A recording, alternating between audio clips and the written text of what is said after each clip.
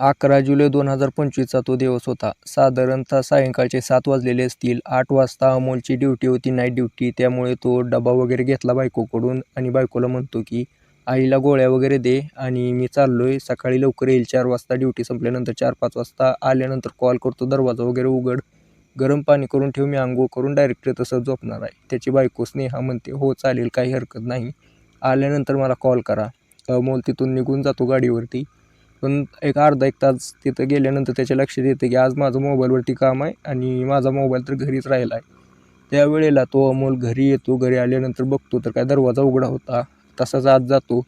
त्यावेळेला बघतो तर काय त्याचा मित्र रोहन त्याच्या बायकोसोबत आपत्तीजनक स्थितीमध्ये त्याच्याच बेडवरती पडलेला आहे.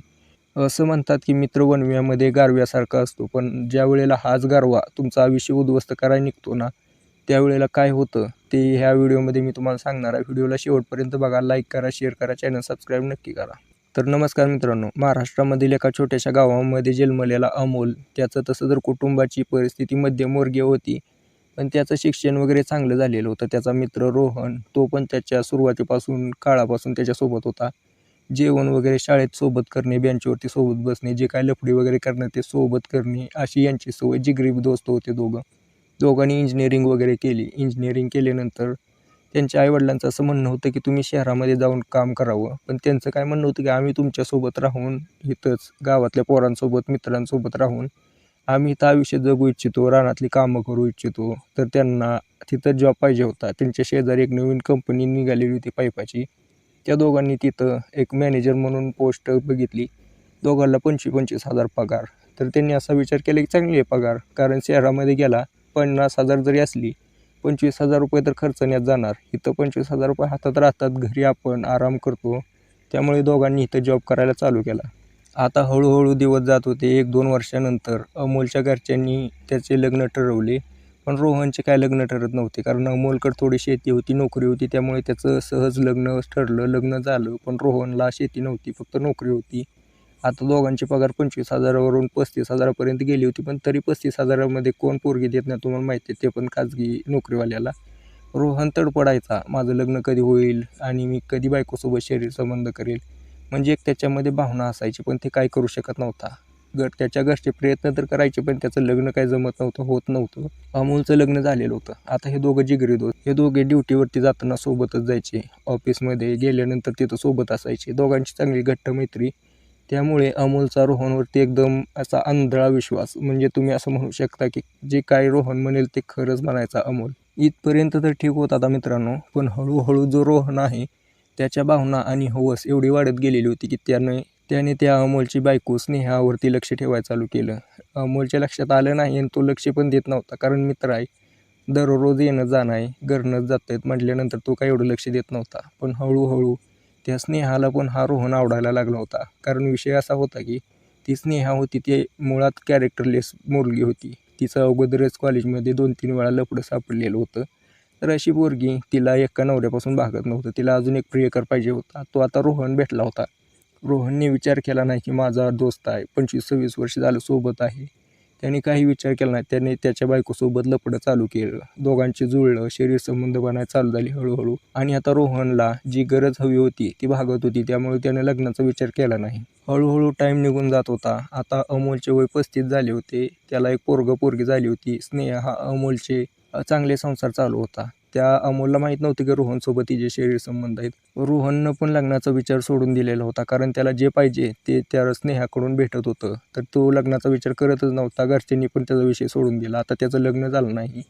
मग आता जो रोहन आहे तो कायम जास्त शरीर संबंधाची मागणी करायला लागला स्नेहाकडे. पण स्नेहा त्याला कंट्रोल ठेवायची की तू माझा नवरा पण आहे, मला दोघांना पण मॅनेज करायला लागतं, तू हळूहळू करत जा, जरा मापात. असं म्हटल्यानंतर तो रोहन ठीक आहे म्हणायचा. आता रोहनने या दोघांची ड्युटी चेंज करून घेतली. ज्या वेळेला हा अमोल नाईटला जायचा त्यावेळेला हा डेला जायचा, हा डेला जायचा त्यावेळेला अमोल नाईटला जायचा, असं करून घेतलं.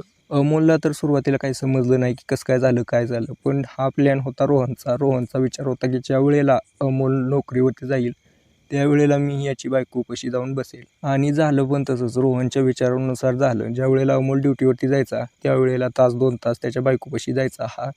अमोलच्या घरची आई वडील पण आता वारलेले होते. फक्त पोरं होती लहान लहान. त्यावेळेला त्यांना काय समजत नव्हतं. आज जाऊन तास 2 तास 3 तास तिथं मज्जा मारून यायचा. अजून घरी जायचा सकाळी अमोल यायच्या अगोदर. तर असं याचं चालू होतं. 6 महिन्यानंतर मित्रांनो, जसं की मी तुम्हाला सांगितलं, अमोल एक दिवशी डबा वगैरे घेऊन गेला नाईट ड्युटीला. पण अचानक तो माघारी आला मोबाईल राहिला म्हणून. त्याचं काय तर बिलिंग वगैरेचं काम होतं. तर माघारी आल्यानंतर बघतो तर काय, ही जी रोहन आणि त्याची बायको स्नेहा आपत्तिजनक स्थितीमध्ये होते. त्यांना ना समाजाचं भान होतं, ना कोण आलंय त्याचं भान होतं. दरवाजा उघडा ठेवून बेधुंदपणे शरीरसंबंध बनवत होते. असं बघितल्यानंतर अमोलच्या पायाखालची जमीन सरकली. त्याला काही करावं कळेना. एका बाजूला त्याचा एवढ्या वर्षापूर्वीचा दोस्त, एका बाजूला त्याची बायको, लेकरं. आता काय कळावं त्याला समजेना. त्याने अमोलला बाजूला ओढलं, त्याच्यासोबत वाद घालायला लागला. या तिघांमध्ये भांडण एवढं वाढलं होतं की रोहन आणि स्नेहाने त्याला तिथं मारहाण चालू केली. त्यांची लेकरं तिथं बसून बघायची. भिवून एका कोपऱ्यात बसली होती. त्यांना काय समजत नव्हतं की हे जे काका आहेत ते माझ्या वडिलाला का मारते. त्यांना काय समजत नव्हतं. त्यांची आई पण त्याची साथ देत होती. तर यांना काय लक्षात येत नव्हतं. पण रोहनने आणि त्या स्नेहाने त्या अमोलचा काय मेळ लागू दिला नाही. त्याला एवढी मारहाण केली, त्याचे हातपाय बांधून मारले. तर त्या ठिकाणी त्याची हत्या करण्यात आली मित्रांनो, अमोलची. अमोलचा काटा काढला होता आता रोहनने आणि स्नेहाने. आता याची विल्हेवाट कशी लावायची. त्या दोघांनी गाडीवरती बसवलं, त्याला टाकलं पोत्यामध्ये आणि नदीमध्ये फेकून दिलं. पण त्यांची जी लेकरं होती 8-9 वर्षाची होती. त्यांना लक्षात येत होतं काय झालंय. ज्या वेळेला हे दोघं टाकायला गेले होते त्यावेळेला ही लेकरं बाहेर आली आणि सगळ्या मोहल्ल्यामध्ये ओरडायला लागली की असं झालंय असं झालंय. त्यावेळेला लोकांनी लगेच पोलिसांना कॉल केला. पोलिसांना कॉल केले की पोलीस आले तिथंच एक अर्धा 1 तासात. बघितलं तर ते हो खरंच तिथं रक्त वगैरे पडलेलं होतं. मग आता या रोहन आणि स्नेहाची शोध सुरू केला. कुठे गेलेत बघितलं तर ते नदीच्या पुलावरती जाऊन थांबलेले होते. टाकायला लागले तोपर्यंत पोलीस आले तिथं. पोलिसांनी या दोघांना ताब्यात घेतलं. बघितलं तर त्याच्यामध्ये अमोल आहे. पोस्टमॉर्टमसाठी अमोलला घेऊन गेले. या दोघांना ताब्यात घेतलं. एफ-आय-आर वगैरे दर्ज केली. रेड हँड पकडलं होतं. आता या दोघांवरती गुन्हा दाखल झालेला मित्रांनो. याच्यावरती काय केस व्हायला पाहिजे मला नक्की सांगा. पण आपल्या महाराष्ट्रामध्ये म्हणतात नाही गाणं आहे की मित्र वणव्यामध्ये गारव्यासारखा. काय उपयोग आहे असल्या मित्राचा जर तोच आपल्या पाठीमागे धोका देत असेल. मित्रांनो, हे जे समाजामध्ये घडत आहे ते खूप वाईट आहे. ही जी स्टोरी तुम्हाला सांगितली याच्यामुळे कोणाला वाईट वाटेल किंवा कोणाच्या भावना दुखतील असं काही आमचं नव्हतं. आम्हाला फक्त तुम्हाला सावध करायचं होतं. एज्युकेशन पर्पजसाठी आम्ही तुम्हाला ही स्टोरी सांगितलेली मित्रांनो. एवढं मनावर घेऊ नका. अशा घटना घडतच असतात. बरं, अशा घटना घडू नये म्हणून तुम्ही सावध राहिलं पाहिजे. सावध राहा आणि आपल्या चॅनलला सबस्क्राईब नक्की करा.